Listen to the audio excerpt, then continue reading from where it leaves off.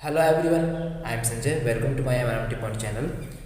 तो क्लास 8 के subject math exercise परिमेय संख्या, हम परिमेय संख्या के बारे में आज जानेंगे कि व्हाट इज़ द परिमेय संख्या, यानी परिमेय संख्या होती क्या है। पहले इसके बारे में जानेंगे। देखो, परिमेय संख्या ऐसी संख्याएं होती हैं जिन्हें p बटे q के रूप में लिख सकते हैं। यानी ऐसी संख्याएं जिन्हें हम p बटे q के रूप में लिख सकते हैं, जहाँ p और q क्या है, एक p और q पूर्णांक संख्या है।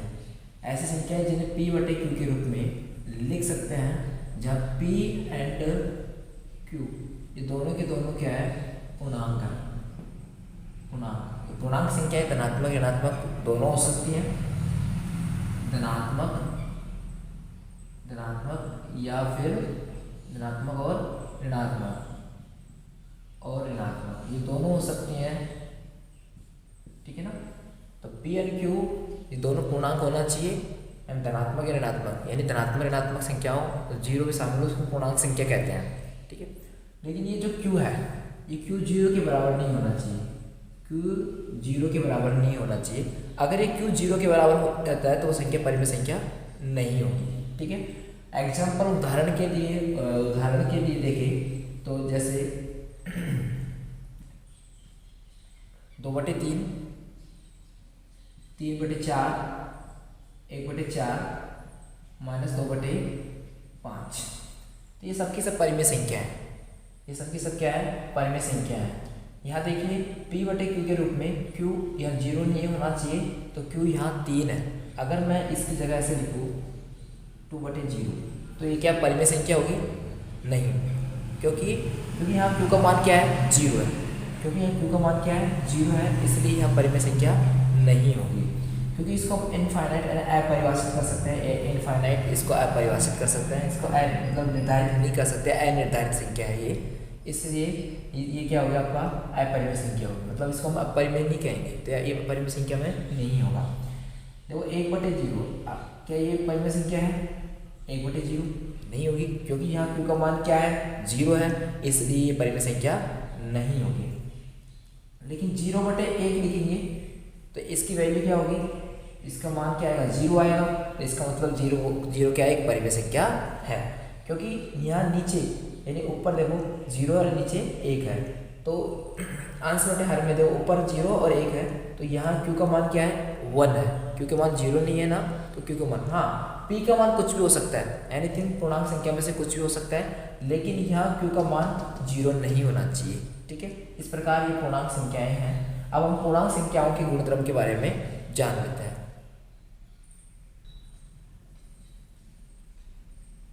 तो परिमेय संख्याओं का योग देख लेते हैं कि परिमेय संख्याओं को कैसे जोड़ते हैं, ठीक है।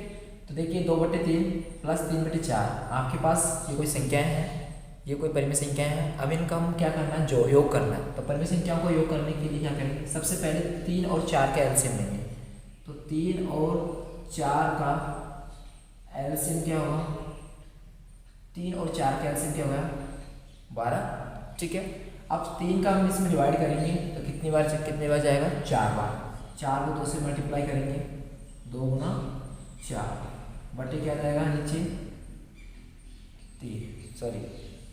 12 का दिया था आपने, 12 प्लस 4 का आपने इसमें डिवाइड किया, कितने टाइम गया, 3 बार। तो 3 को 3 से मल्टीप्लाई किया, नीचे क्या लिख देंगे, 12, ठीक है। तो क्या होगा, 4 का 8 बटे 12 प्लस 3 या 9, 9 बटे 12, तो 9 8 कितना गया, 17 बटे 12। तो हमने इस तरीके से परिमेय संख्याओं का क्या कर दिया, योग कर दिया, ठीक है। तो ऐसे ही परिमेय संख्याओं का क्या देखेंगे, परिमेय संख्याओं का व्यवकलन देखेंगे। तो परिमेय संख्या दी गई है, अब इन परिमेय संख्याओं का व्यवकलन करना है। व्यवकलन इट मीन्स आपको इसका परिमेय संख्याओं का अंतर देखेंगे। अब परिमेय संख्या दे रखी है 2/3 माइनस 3/4, ठीक है। देखते हैं परिमेय संख्याओं का अंतर करने पर भी परिमेय संख्या प्राप्त होती है कि नहीं, ठीक है। तो 2/3 माइनस 3/4, तो 3 और 4 का एलसीएम क्या होगा, 12, ठीक है। 3 का भाग 12 को देंगे तो कितनी बार जाएगा, 4 बार। 4 को 2 से गुणा करेंगे तो 8, तो 2×4/12 -4 के बाद 12 में डिवाइड करेंगे तो कितनी बार जाएगा, 3 बार जाएगा। 3 को 3 से मल्टीप्लाई करेंगे बटे 12। अब इधर 4 दूनी का 8/12, ठीक है। -3 दिया 9/12, ठीक है। तो 8 - 9/12, तो 8 में से 9 गए तो 1 माइनस के 1/12। तो क्या -1/12 परिमेय संख्या है? हाँ, यस, -1/12 भी परिमेय संख्या है, क्योंकि P/Q का रूप है, P/Q का रूप है। तो इस तरीके से परिमेय संख्याओं का अंतर करने पर भी परिमेय संख्या प्राप्त होती है, और परिमेय संख्याओं का योग करते हैं तो भी परिमेय संख्या प्राप्त होती है। अब हम देखते हैं परिमेय संख्याओं का गुणन करने पर भी परिमेय संख्या प्राप्त होती है क्या। तो परिमेय संख्याएं दे रखी हैं 2/3 गुणा 3/4। अब इन दोनों परिमेय संख्याओं को क्या करना है, गुणन करना है। दोनों परिमेय संख्याओं को क्या करना है, गुणन करना है, ठीक है।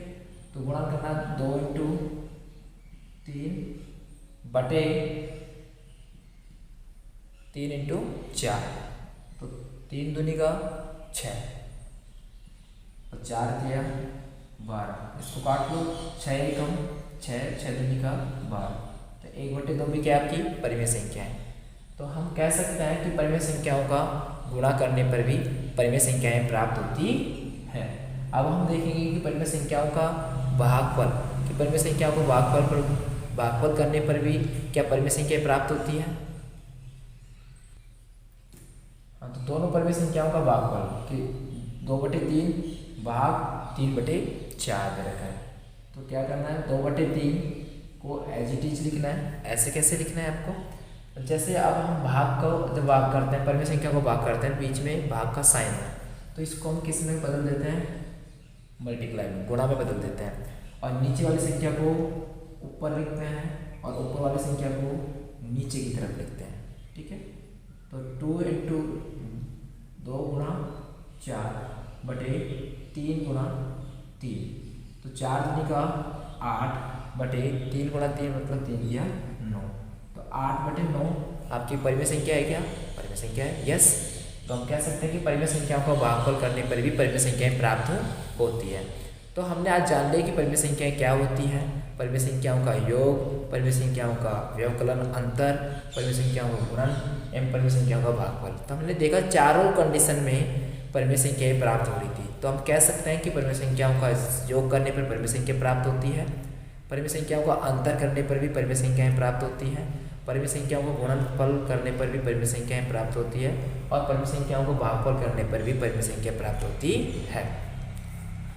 तो देखिए, आज की वीडियो में इतना ही, और नेक्स्ट वीडियो में हम लेके आएंगे कि परिमेय संख्याओं की गुणधर्म क्या है। तो आपको हमारी वीडियो अच्छी लगी, आपको सीखने को मिला, तो हमारे चैनल को लाइक करें एंड चैनल को जरूर सब्सक्राइब कर दें, वीडियो को आगे शेयर करें ताकि जो बच्चे हैं उनको भी सीखने को मिले।